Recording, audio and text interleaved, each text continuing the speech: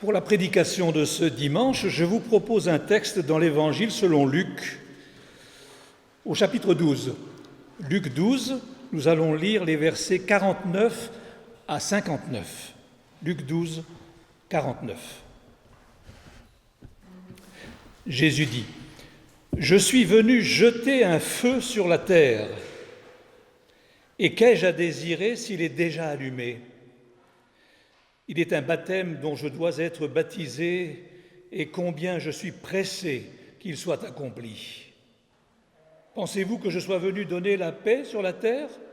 Non, vous dis-je, mais la division. Car désormais 5 dans une maison seront divisés, 3 contre 2 et 2 contre 3, père contre fils et fils contre père, mère contre fille et fille contre mère, belle-mère contre belle-fille et belle-fille contre belle-mère. » Il disait encore aux foules : « Quand vous voyez un nuage se lever à l'Occident, vous dites aussitôt : la pluie vient, et cela arrive. Et quand vous voyez souffler le vent du Midi, vous dites : il fera chaud, et cela arrive. Hypocrite, vous savez distinguer l'aspect de la terre et du ciel, comment ne distinguez-vous pas ce temps-ci ? Et pourquoi ne discernez-vous pas de vous-même ce qui est juste ? Lorsque tu vas avec ton adversaire devant le magistrat, tâche en chemin de te dégager de lui, de peur qu'il ne te traîne devant le juge, que le juge ne te livre à l'agent et que l'agent ne te mette en prison. Je te le dis, tu n'en sortiras point que tu n'aies payé jusqu'à la dernière petite pièce. »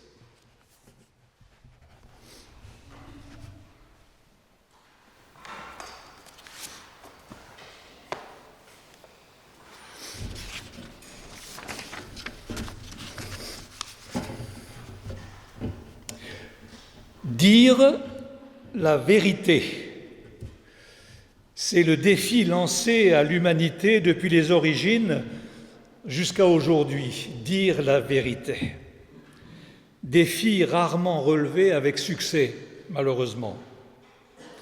Vous l'avez remarqué, notre nouveau Premier ministre, comme pratiquement tous ses prédécesseurs, s'est engagé à dire la vérité sur la situation de notre pays. On aimerait pouvoir le croire, mais beaucoup de choses nous échappent et on risque d'être déçus encore une fois. Pendant son ministère terrestre, et c'est toute la différence avec les hommes, Jésus s'est toujours exprimé, lui, en esprit et en vérité. Et non pas seulement parce qu'il possédait la vérité, qu'il l'avait, mais parce qu'il l'était.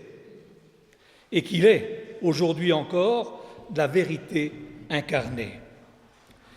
Mais la vérité n'est jamais facile à entendre, jamais.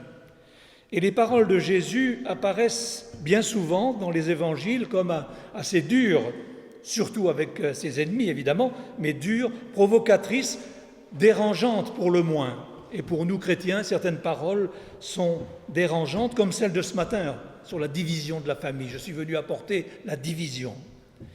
Donc c'est le cas avec ce passage. Alors il s'agit pour nous de ne pas être rebutés par la forme de la parole de Jésus, mais d'essayer de saisir le fond de la pensée du Seigneur. Car nous sommes persuadés que la vérité énoncée par Jésus correspond à la réalité. Et Jésus utilise des images qui sont très parlantes pour appuyer la véracité de ses dires. Ici, vous l'avez noté, il utilise 4 illustrations pour faire passer son enseignement.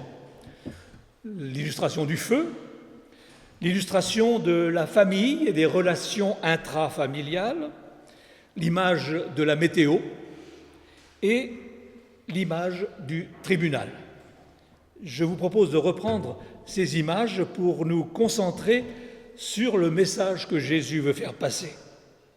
D'abord, Jésus cause de division, l'image du feu et de la famille. Cette première partie du texte semble s'adresser encore au groupe des disciples. Plus loin, Jésus s'adressera aux foules incrédules. Et la portion la plus provocatrice de ces versets se concentre dans cette parole. « Pensez-vous que je suis venu apporter la paix sur la terre ? Non, vous dis-je, mais la division. » Jésus, facteur de division. C'est dérangeant comme parole. Alors avant de commenter cette parole sur la division, reprenons l'image du feu, puisqu'il l'évoque aussi. Jésus présente cette image du feu. Il affirme qu'il est venu jeter un feu sur la terre. Et par sa présence dans le monde, ce feu est déjà allumé. Jésus venu apporter un feu et non pas de l'eau tiède. Je ne sais pas pour vous, mais moi, cette image du feu me fait immédiatement penser à quelque chose de négatif. Le feu, c'est les catastrophes, c'est la guerre, c'est le jugement. Pensons à la destruction par le feu de Sodome et Gomorrhe, voire la fin de notre planète Terre. L'image nous parle, en particulier aujourd'hui, en ce temps de réchauffement climatique, quand on voit aux actualités les images de feux gigantesques sur bien des parties du globe. Et aussi en France, souvenons-nous de l'année 2022, avec ces grands incendies. Donc c'est une image, en tout cas pour moi, d'abord essentiellement négative. Alors Jésus fait-il allusion prophétiquement à toutes les guerres et persécutions qui vont déchirer le monde pour cause d'affrontements du christianisme avec toutes sortes d'adversaires ? Peut-être.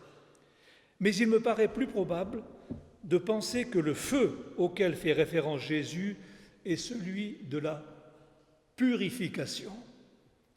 Lui qui vient expier le péché de l'humanité par son sacrifice.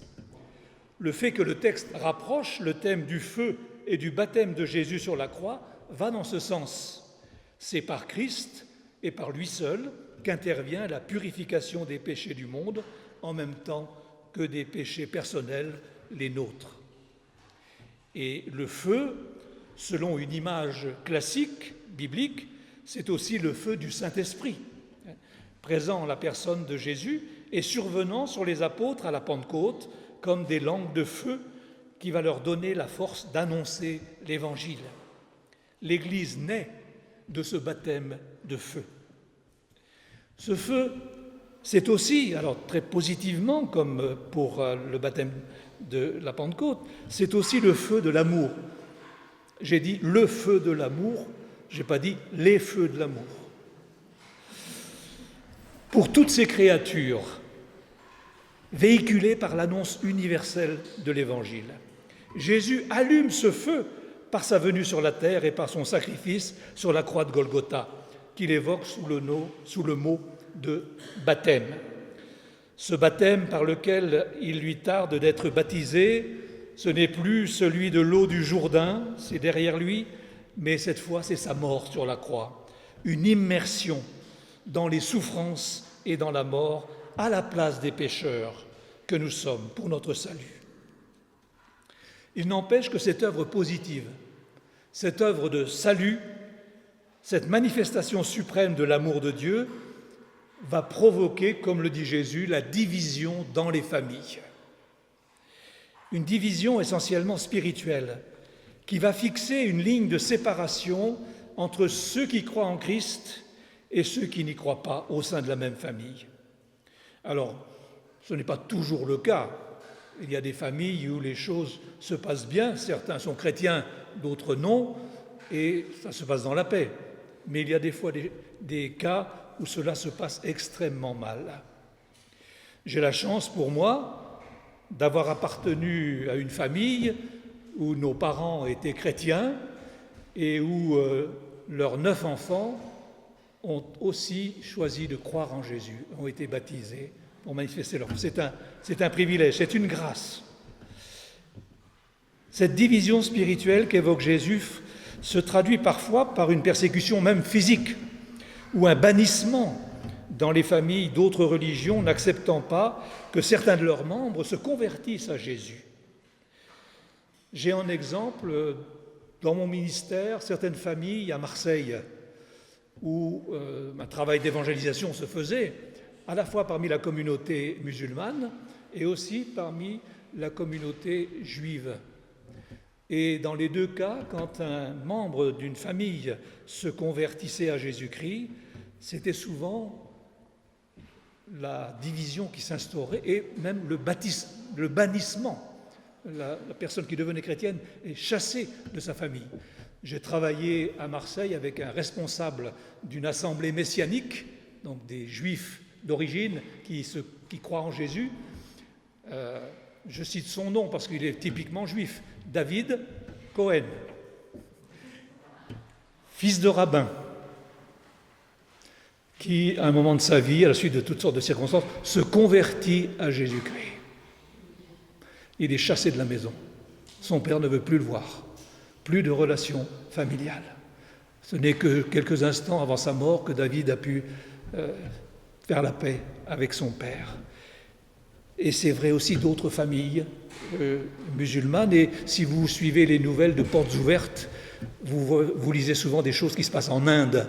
Quand quelqu'un se convertit à Christ, il est chassé de son milieu familial, persécuté spirituellement et parfois physiquement, et par le pouvoir aussi qui cherche à privilégier l'hindouisme de manière complète sur le territoire de l'Inde. C'est donc une vérité concrète et véritable que Jésus énonce en ce qui concerne les relations à l'intérieur des familles, parfois perturbées par l'accès à la foi de certains. Jésus dit la vérité prophétiquement, mais c'est la vérité. Alors ce qu'il nous faut bien préciser, c'est que si Jésus apporte la division de cette manière, ce n'est pas de son fait à lui. J'ai souligné l'aspect positif du salut qui provoque des conséquences négatives. Jésus n'est pas responsable de ces conséquences négatives. Il n'est pas le diviseur. Ça, c'est un mot qu'on applique plutôt à l'adversaire, au Satan. C'est Satan qui divise.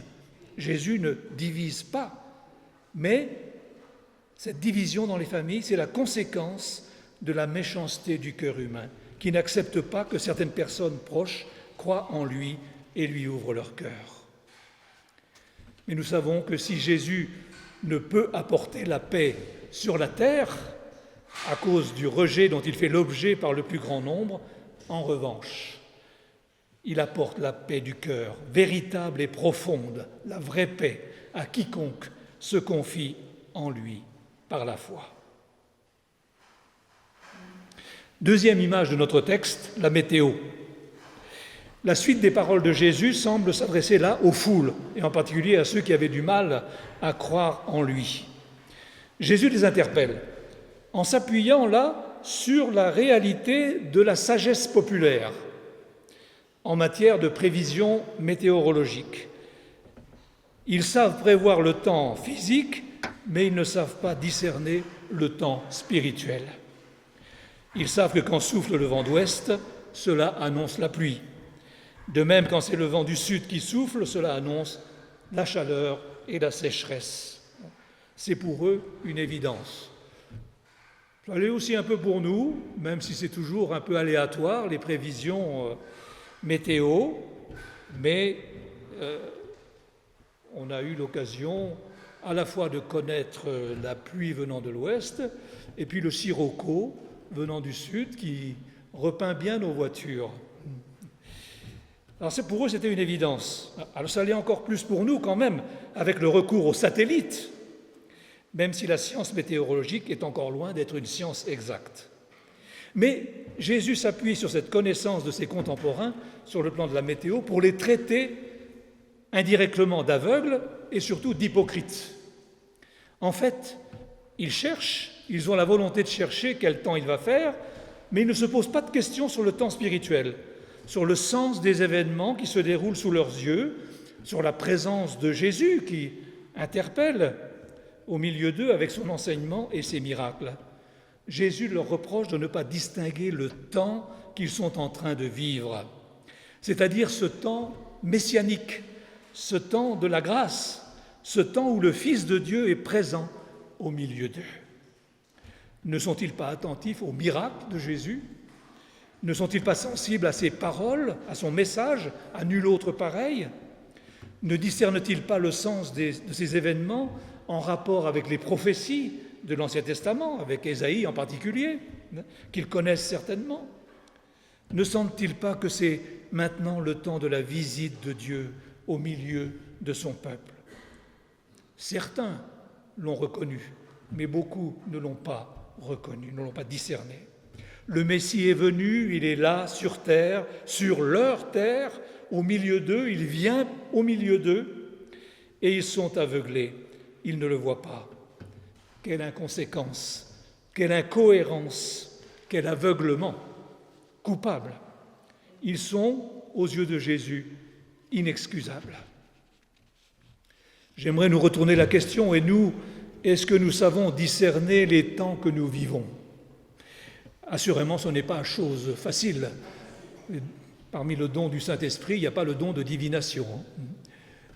Mais il y a le don de réfléchir aux événements et d'être sensible à ce que le Seigneur veut nous dire à telle ou telle occasion de notre vie personnelle ou une catastrophe qui touche le monde. On s'est beaucoup posé la question au temps du Covid. Pourquoi le Covid? Pourquoi cette maladie qui s'étendait partout? Sans doute un moment où le Seigneur voulait faire réfléchir sur la fragilité de la vie et le sens de la vie et appeler à des changements. En tout cas, il nous faut être attentifs et pour cela savoir aussi regarder autour de nous et prendre connaissance de certaines actualités. Non, ce n'est pas chose facile de discerner les temps et les moments pour nous-mêmes dans les décisions que nous avons à prendre. Est-ce que c'est le moment de prendre telle ou telle décision? Là, il nous faut nous laisser imprégner par l'Esprit Saint et diriger par la parole de Dieu et dans la prière de demander au Seigneur de nous conduire. Il ne nous montre pas toujours directement le chemin, mais si nous prenons une décision sans avoir une certitude absolue, nous savons qu'il nous accompagne même dans cette décision et qu'il sera avec nous pour ce qui suivra.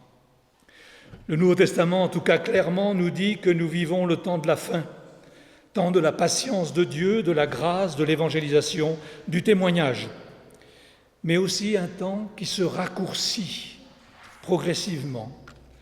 La terre soupire après sa délivrance et sa résurrection. Sommes-nous toujours conscients de l'urgence du témoignage, de l'urgence de la sanctification, que celui qui est saint se sanctifie encore? C'est une parole de l'Apocalypse, comme pouvait l'être l'apôtre Paul en son temps. Oui, le temps est court et le Seigneur est proche, il vient bientôt. Enfin, troisième image que Jésus évoque dans ce texte, c'est l'image du tribunal, trouver un arrangement avec son adversaire. Je crois que cette troisième et dernière image de notre passage est dans la continuité de ce qui précède. Elle s'adresse aux mêmes personnes que la parole précédente, les personnes qui ont du mal à croire. Jésus leur reproche leur manque de discernement spirituel qui les empêche de se mettre en règle avec Dieu. Il emploie pour cela une illustration et des termes juridiques.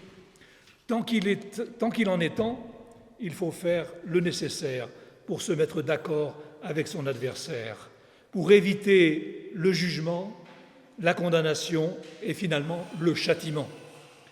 Il vaut mieux un compromis qu'une action en justice qui peut se solder par une lourde peine.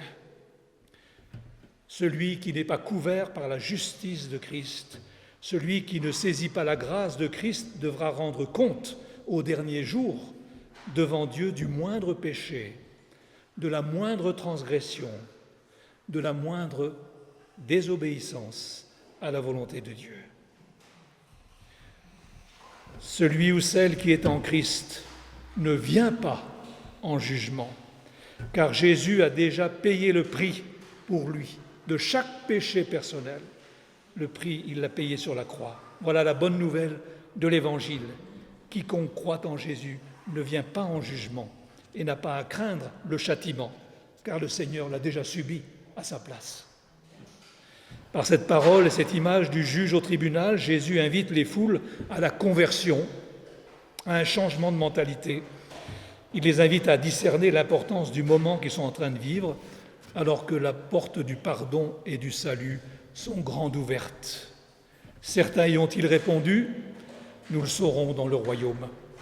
Mais ces paroles nous touchent nous-mêmes et nous interpellent au sujet de la réalité, de la situation des chrétiens dans ce monde, au sujet du discernement des temps et des moments, avec les signes que l'histoire nous adresse, l'histoire du monde, mais aussi notre histoire personnelle, et au sujet des comptes à rendre devant Dieu à la fin des temps, si l'on n'est pas couvert par la justice du Christ, par le sang du Christ. Oui, les paroles de Jésus sont parfois dures, dérangeantes, mais ce sont des paroles de vie et d'amour pour conduire les hommes sur le chemin de la vérité et de la grâce. En Jésus, dit l'Évangile de Jean, vous connaîtrez la vérité et la vérité vous rendra libre. Amen.